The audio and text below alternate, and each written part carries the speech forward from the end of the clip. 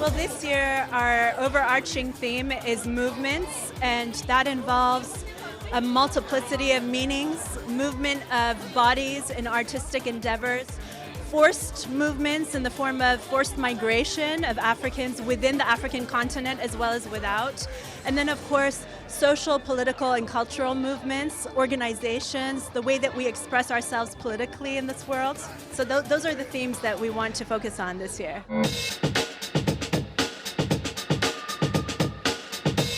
Let me be clear, because it's actually a bit of a complicated situation.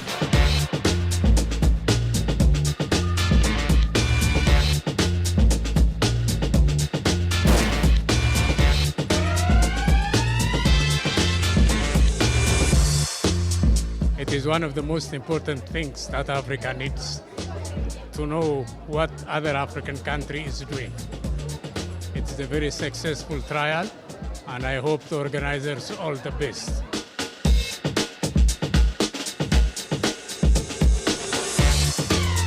Sincerely a welcome development. We're looking forward to more of this kind of things happening, because there's lots of film that don't get the platform to be seen.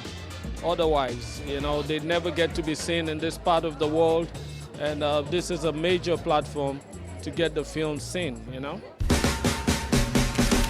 you want this transformed into what exactly? A work of art, David.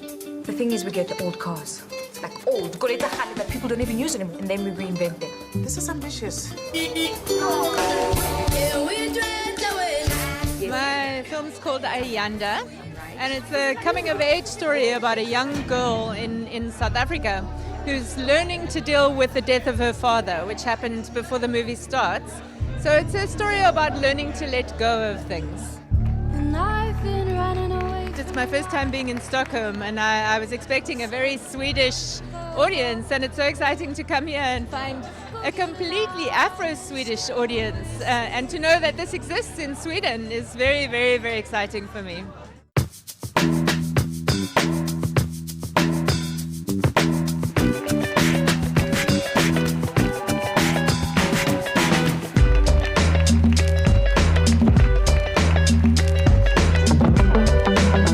What's important with CinemAfrica today in Sweden is we know there's been a growing sense of Afrophobia, Islamophobia, and various other really unacceptable pictures of humanity. And CinemAfrica, together with many other arrangers and activists here, are really promoting the idea of not just of great cinematic filmmaking from the diaspora, which is also an economic resource.